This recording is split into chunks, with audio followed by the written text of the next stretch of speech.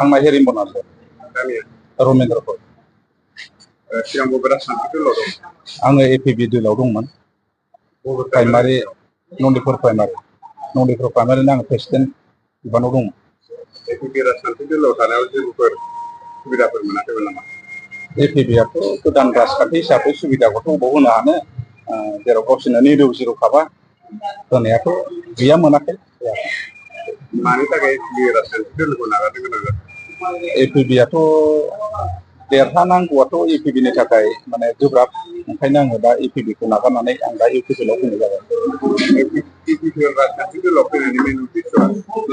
UPPL दोलाव फैनायनि आंनि मेन उद्देश्यआनो जाहैबाय आङो इउपिपिएल दोलोनि अननाय मोजां मोननाय निति आदर्शखौ आं मोजां मोनदों दा बेवहाय आङो राजु सारखौहाय मदद होनो होननानै आं फैदों नोंथांखौ सोरबा लेंबोदों ना नों गोसो जानानै फैदों आंखौ रावबो लेङाखै आंनो खुब गोसो जानानै फैदों इउपिपिएल दोलोनि मावनाय निति आदर्शखौ आं नुनानै फैदों इउपिपिएल राजखान्थि दोलाव हाबखांनानैहाय नोंथाङा माबायदि खामानि मावो थाखाय सानहरा आङो बेखौनो रायजो राजाफोरनो आङो बेखौनो मेसेज होगोन माने इउपिपिएल दोलोआ माने मोजां मोनसे संगठन आङो बेखौ दिनै प्रुभ होगोन ओंखायनो आं रायजो राजाफोरखौबो दिनै खावलायगोन फै इउपिपिएलआव फै बयबो ज' ग्लोब ग्लोबै जोङो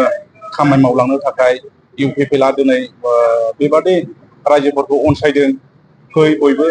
देरहानायाथ' रोखाखा ओंखायनो बे सरकाराव बयबो एसेब्लाबो आसनि बा अननायखौ जोङो लानो थाखाय फै बयबो इउपिपिएल दोलोखौ सापर्ट होफै आं बेखौनो मिथिगौ